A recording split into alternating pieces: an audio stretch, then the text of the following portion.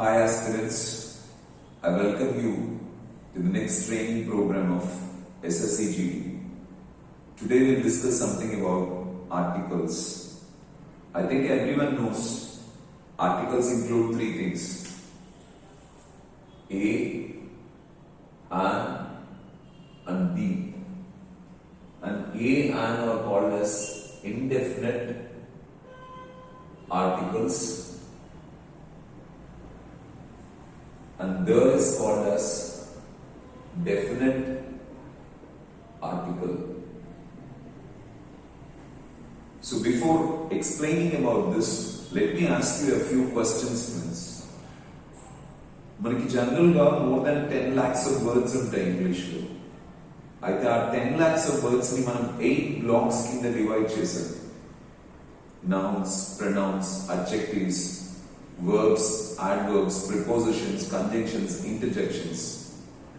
ఆ 8 parts of speech లో ఈ articles ని A and D ని ఏ బ్లాక్ లో ఇంక్లూడ్ చేయగలుగుతాం? Nouns are, adjectives are, verbs are, adverbs are. ఒక్కసారి ఆలోచించండి. These are adjectives, friends. Okay, understand this. A and B are adjectives. Adjectives are the words which describe nouns. Noun ni describe cheyadaniki use chestaru. This leaves a clue to us that వీటిని ఎప్పుడు మనం nouns కి ముందరే use చేస్తాం. A and D ని మనం nouns ముందరే use చేస్తాం. ఫస్ట్ గుర్తుపెట్టుకోవాల్సిన థింగ్ ఏంటంటే దే ఆర్ అడ్జెక్టివ్స్. ఓకేనా? సో అడ్జెక్టివ్స్ నౌన్ ని డిస్క్రైబ్ చేస్తాయి కాబట్టి నౌన్ కు ముందరే వీటిని యూస్ చేసుకుంటాం. అయితే పుట్ అనదర్ క్వశ్చన్. ఓకే, వీటికి మాత్రమే ఎందుకు సపరేట్ టైటిల్ ఇచ్చారు? ఏ 2-3 వర్డ్స్ ని పికప్ చేసుకొని మనం సపరేట్ గా ఒక టైటిల్ ఇచ్చి దాన్ని ఒక సపరేట్ యూనిట్ చేసుకోలేదు. బట్ ఏ అండ్ డి మాత్రమే ఎందుకు ఒక సపరేట్ యూనిట్ చేశాం? ఆర్టికల్స్ అని ఒక టైటిల్ ఎందుకు ఇచ్చాం? థింక్. బికాస్ వీటి యూసేజ్ అంత ఎక్కువ ఉంటుంది ఇంగ్లీష్లో. We use them almost everywhere. So దీని యూసేజ్ చాలా ఎక్కువ ఉంటుంది కాబట్టి సపరేట్ గా దీనికి ఒక టైటిల్ క్రియేట్ చేశారు. ఓకే, నెక్స్ట్ ఏని అని దీని మనం నౌన్స్ ముందర యూస్ చేస్తాం బికాస్ దే ఆర్ అడ్జెక్టివ్స్. అయితే నౌన్స్ లో మనకి 2 రకాలు ఉంటాయి. సింగులర్ నౌన్స్ ఉంటాయి, ప్లూరల్ నౌన్స్ ఉంటాయి. ఒకటి ఉంటే సింగులర్ అంటాం, ఒకటి కంటే ఎక్కువ ఉంటే ప్లూరల్ అంటాం. ఇప్పుడు ఏని అని మనం సింగులర్ నౌన్స్ ముందర వాడతామా, ప్లూరల్ నౌన్స్ ముందర వాడతామా? దాన్ని మనం సింగులర్ నౌన్స్ ముందర వాడతామా, ప్లూరల్ నౌన్స్ ముందర వాడతామా? Think about this friends.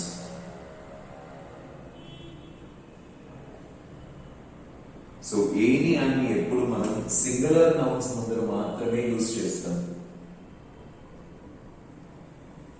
ఓకేనా? ఏని అని ఎప్పుడు మనం సింగులర్ నౌన్స్ ముందర మాత్రమే యూస్ చేస్తాం. చెక్ చేసుకోండి. A boy, a girl, a pen, a book, a chair, a pencil. But ఎప్పుడు కూడా మనం a boys, a girls, a pens, a tables, a books, a fans, a chairs అని ఎప్పుడు చెప్పాం. So they are always use with singular nouns. Okay, అయితే దాన్ని మనం singular nouns కి వాడచ్చు, అలాగే ప్లూరల్ నౌన్స్ కి కూడా వాడచ్చు. ఒకటి ఉన్నప్పుడు వాడచ్చు, ఒకటి కంటే ఎక్కువ ఉన్నప్పుడు వాడచ్చు అన్నమాట. So this is the boy, the boys, the girl, the girls, the pen, the pens, the book, the books. It's used for singulars and also plurals and I think this is clear for you. Let me go for the next question. Okay, singular ante enti? One. మనం ఏని అని singular nouns ముందర మాత్రమే use చేస్తున్నాము అంటే singular అంటే 1 కదా. So 1 కి బదులుగా యూస్ చేస్తున్నాము అంటాము. Are you understanding this? So 1 already ఉండగా మనం 1 కి బదులుగా ఏఆర్ అని ఎందుకు క్రియేట్ చేస్తున్నాం అంటే 1 యూసేజ్ లో మనకి ఏదో ఒక ప్రాబ్లం వచ్చి ఉండాలి. సో 1 యూసేజ్ లో ఏ ప్రాబ్లం ఉండడం వల్ల మనం ఏఆర్ అని క్రియేట్ చేస్తున్నాం. ఎప్పుడైనా గుర్తుపెట్టుకోండి, మనం ఒక సొల్యూషన్ ని క్రియేట్ చేశాము అంటే దానికంటే ముందు మనకు ఒక ప్రాబ్లం ఉంటుంది. ఆ ప్రాబ్లం ప్రాబ్లమ్ ని ఓవర్కమ్ చేయడానికి మనం సొల్యూషన్ ని క్రియేట్ చేసుకుంటాం. ఇప్పుడు ఏని అని మనం సింగులర్ నౌన్స్ ముందర మాత్రమే వాడతాము అంటే సింగులర్ అంటే వన్ కదా. సో వన్ అనే వర్డ్ ఆల్రెడీ ఉండగా మనం యువర్ అని క్రియేట్ చేసుకున్నాము అంటే ఖచ్చితంగా వన్ యూసేజ్ లో ఏదో ఒక ప్రాబ్లం ఉండాలి. ఏ ప్రాబ్లం ఉండడం వల్ల మనం వన్ కి బదులుగా ఏ ఆర్ అండ్ ని క్రియేట్ చేసుకున్నాం. Just think about this friends. It's very simple అండి. వన్ అనేది నెంబర్ ని ఇండికేట్ చేస్తుంది, అంకెని స్పెసిఫై చేస్తుంది. ఎన్ని కావాలి అన్నప్పుడు ఒకటి అని చెప్తాం కదా, అక్కడ వన్ ని యూజ్ చేస్తాం. సపోజ్ మీరు షాప్కి వెళ్ళారనుకోండి, ఎన్ని పెన్స్ కావాలి మీకు? ఒక పెన్ కావాలి, I want one pen. Suppose మీ మదర్ని అడిగారు నాకు ఆపిల్ కావాలి అని, అమ్మ అడిగింది ఎన్ని ఆపిల్స్ కావాలని, ఒకటి, I want one apple. So బర్త్డేకి ఎన్ని డ్రెస్సులు కావాలా నీకు? ఒకటి, ఐ వాంట్ వన్ డ్రెస్. రెండు కావాలి, ఐ వాంట్ టూ డ్రెస్సెస్. ఎన్ని మొబైల్స్ కావాలి నీకు? వన్ మొబైల్ కావాలి. సో అంకెని స్పెసిఫై చేయాల్సి వచ్చినప్పుడు, నెంబర్ ని స్పెసిఫై చేయాల్సి వచ్చినప్పుడు, ఒక్కటి అని చెప్పాల్సి వచ్చినప్పుడు వన్ ని యూజ్ చేస్తాం మనం. అయితే సింగులర్ నౌన్స్ లో ఒక్కటి అని కాకుండా ఏదైనా ఒకటి అనే ఎక్స్ప్రెషన్ ని కూడా చెప్పాల్సి వస్తుంది. ఏదైనా ఒకటి ఇండెఫినెట్ గా. ఫర్ ఎగ్జాంపుల్, నాకు పెన్ కావాలి అన్నారు అనుకోండి, మీ ఉద్దేశం ఏంటి? ఏదైనా ఒక పెన్, మీ దగ్గర ఉన్న పెన్స్ లో ఏదో ఒక పెన్. నాకు పేపర్ ఇవ్వు అంటే మీ ఉద్దేశం ఏంటి? మీ దగ్గర ఉన్న పేపర్స్ లో ఏదో ఒక పేపర్ ఇవ్వు. నాకు పెన్సిల్ ఇవ్వు అంటే అర్థం ఏంటి? మీ దగ్గర ఉన్న పెన్సిల్స్ లో ఏదో ఒక పెన్సిల్ ఇవ్వు. ఇంటికెళ్ళి మీ మదర్ ని నాకు ఆపిల్ ఇవ్వు అన్నారు అనుకోండి, మీ ఉద్దేశం ఏంటి? ఇంట్లో ఉన్న ఆపిల్స్ లో ఏదో ఒక ఆపిల్ ఇవ్వు. ఏదైనా ఒకటి.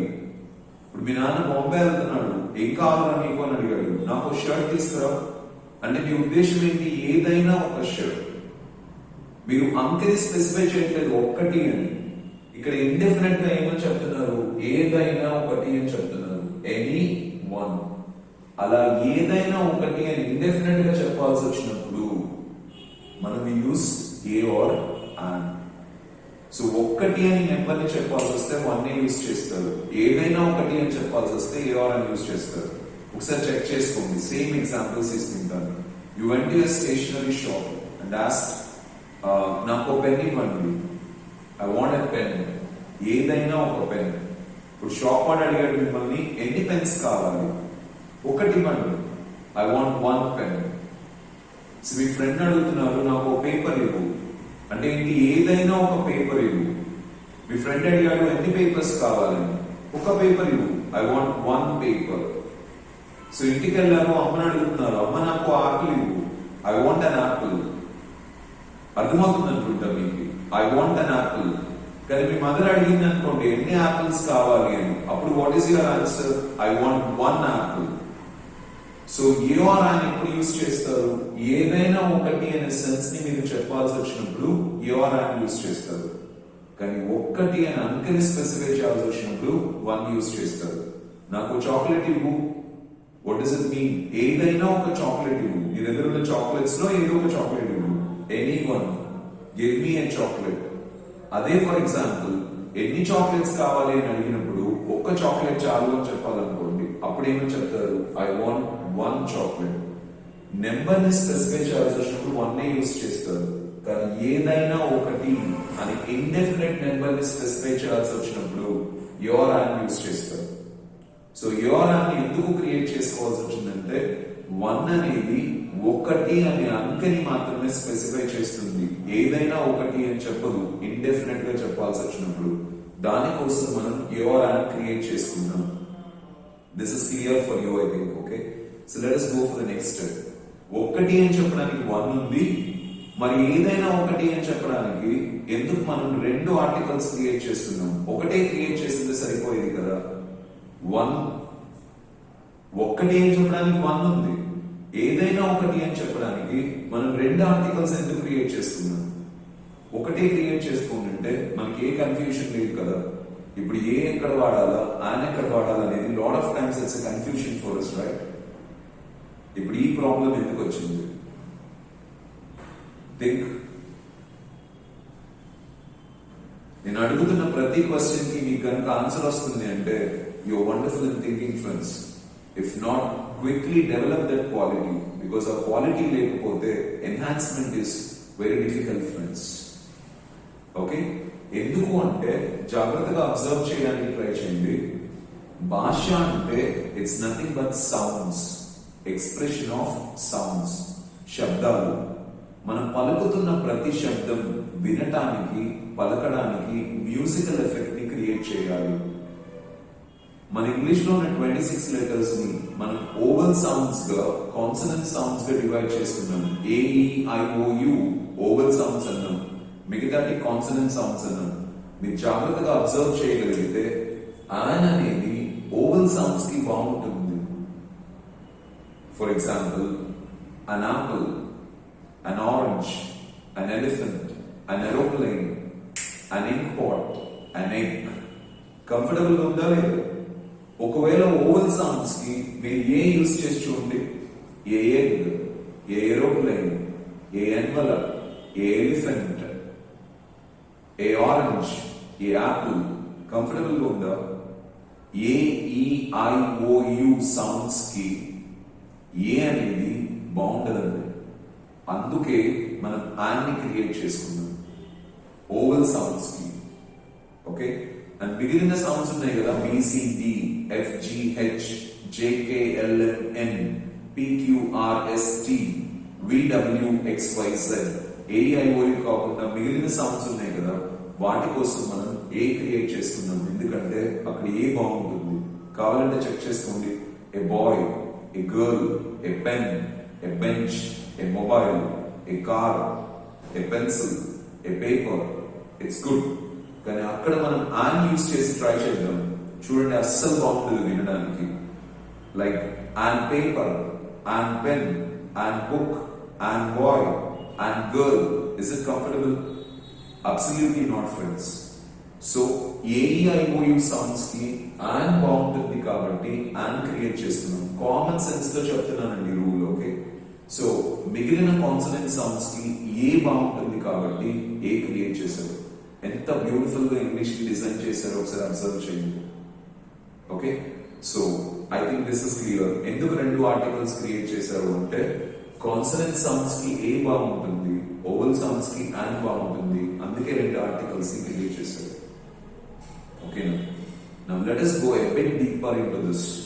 Now everything is resolved. Number ని స్పెసిఫై చేయడానికి వన్ యూస్ చేస్తారు. ఏదైనా ఒకటి ఇండెఫినెట్ నెంబర్ ని చెప్పడానికి ఆర్ ఆన్ యూస్ చేస్తారు. అయితే ఇంగ్లీష్ లో మనం ఆల్ఫాబెట్స్ ని ఓవల్స్ గా, కాన్సనెంట్స్ గా ఎందుకు డివైడ్ చేయాల్సి వచ్చింది? ఆలోచించండి. నేను బ్రీఫ్ గా చెప్తాను, అర్థం చేసుకోండి. యాక్చువల్ గా మీరు ఏ భాష తీసుకున్నా ఆ భాషలో 56 లెటర్స్ ఉంటాయండి. అక్షరం అనేది ఒక శబ్దానికి మనం పెట్టుకున్న గుర్తు. ఆ అనే శబ్దానికి మనం పెట్టుకున్న గుర్తు. ఆ అనే శబ్దానికి మనం పెట్టుకున్న గుర్తు. సో అక్షరాలు శబ్దాలకు మనం పెట్టుకున్న గుర్తులు.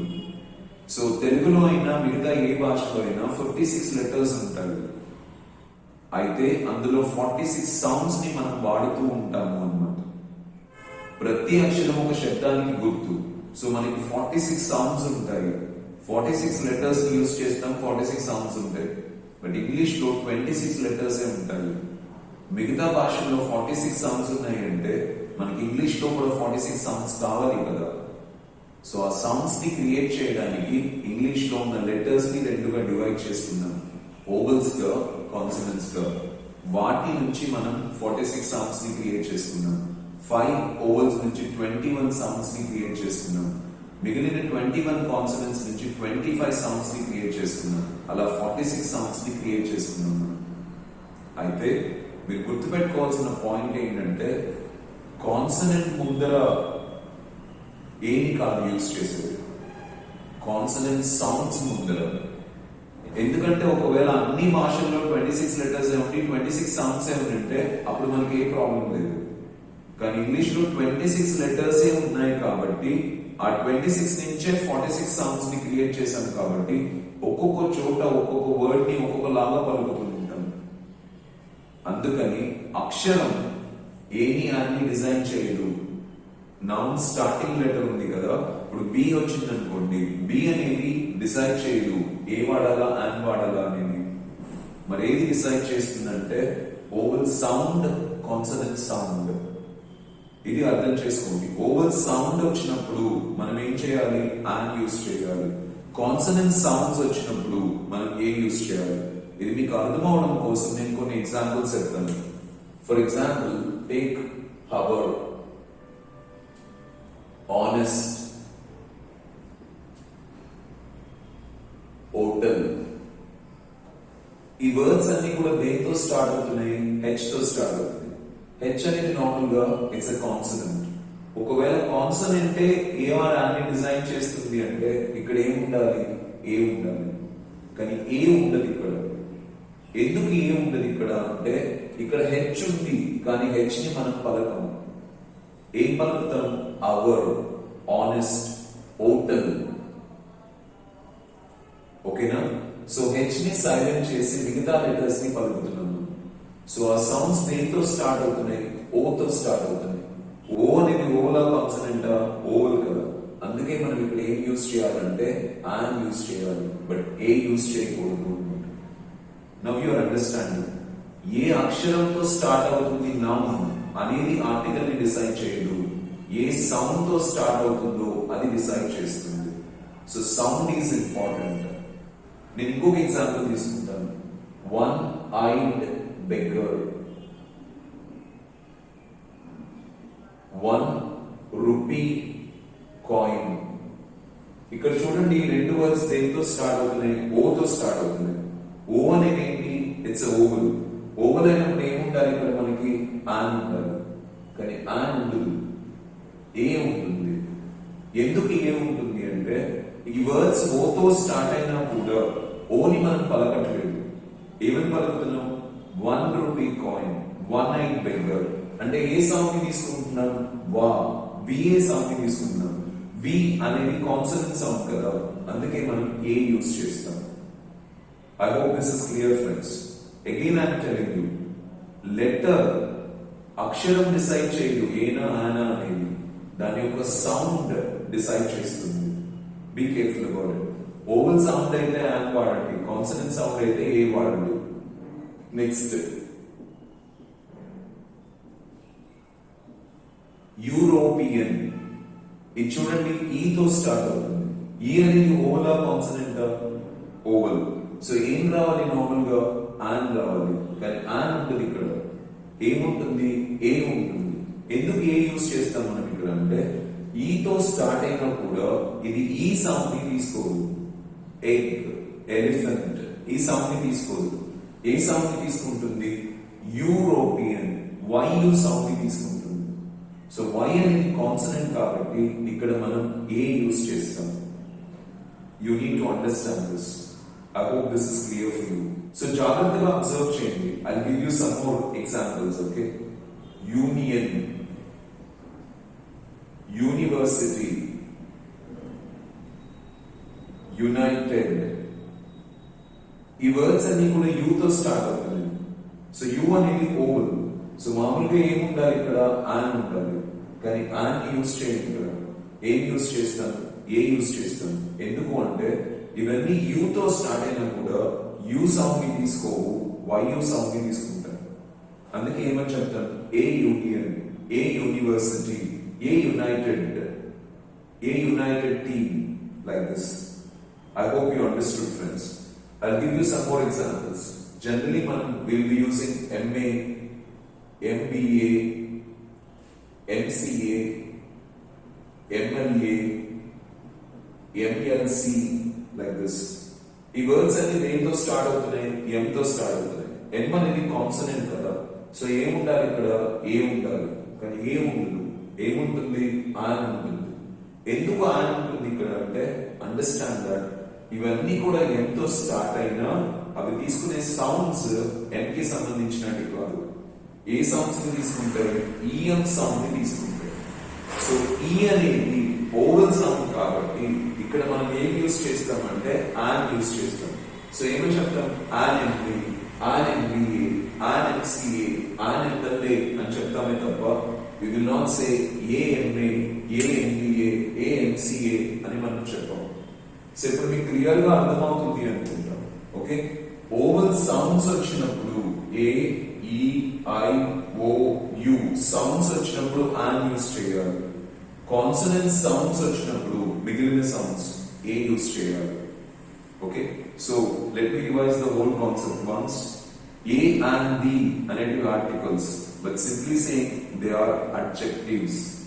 అడ్జెక్టివ్స్ అంటే నౌన్ ని డిస్క్రైబ్ చేయడానికి యూస్ చేస్తాం. అయితే నౌన్స్ లో రెండు ఫార్మ్స్ ఉంటాయి, సింగులర్స్ ఉంటాయి, ప్లూరల్స్ ఉంటాయి.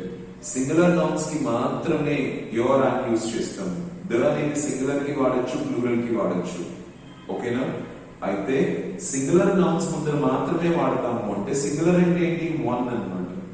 సో ఒక్కటికి బదులుగానే యువర్ అండ్ యూస్ చేస్తూ ఉంటారు.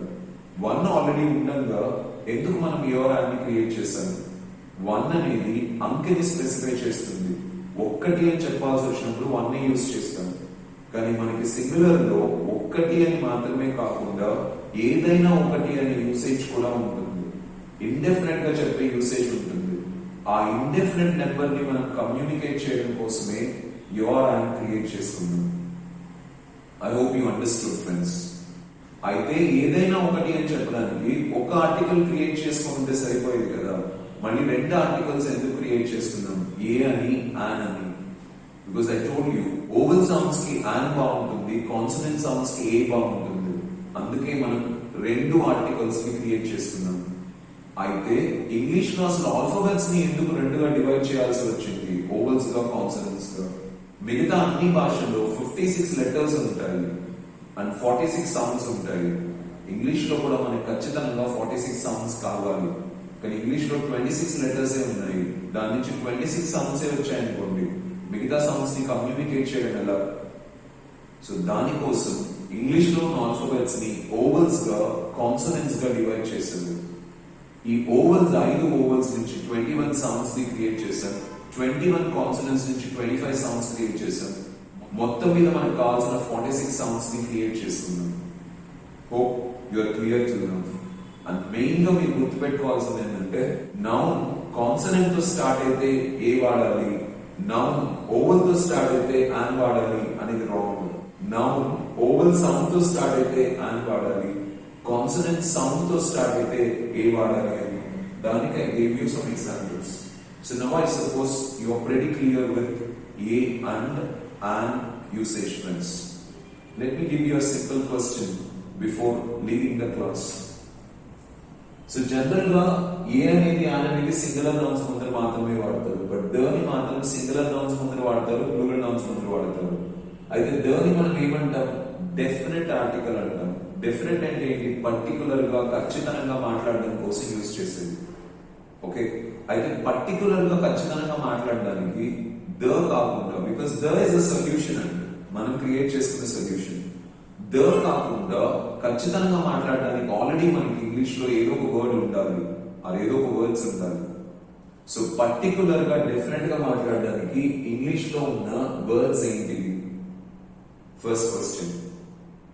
ఓకే, నెక్స్ట్, ఆ వర్డ్స్ లో మనకున్న ప్రాబ్లం ఏంటి? ఏ ప్రాబ్లం ఉండడం వల్ల మనం ద ని క్రియేట్ చేసుకుంటాం? This is my second question.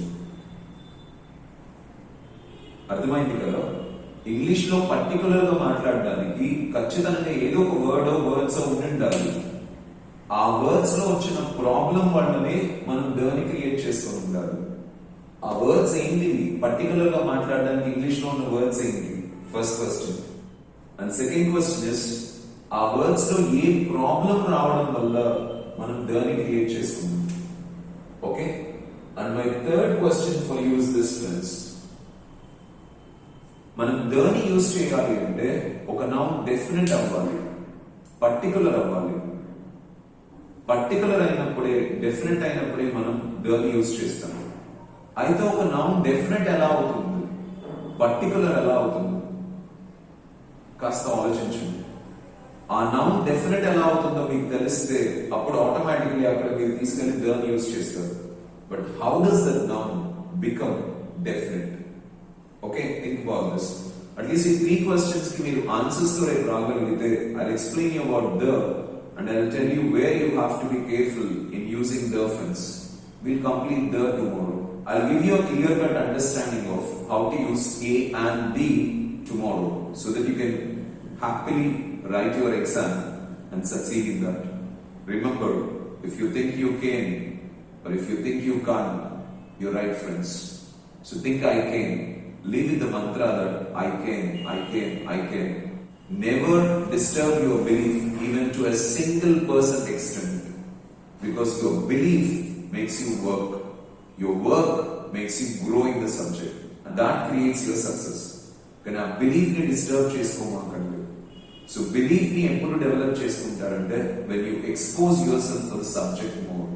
Listen to this information again and again, again and again. Note down the points, okay, what I've explained in this video, and slowly you will come to a stage where you will get very strong in your belief, and that makes you work, and that work makes you grow, and that growth creates success in you. All the best, friends. Thank you so much for watching these videos. Thanks a lot.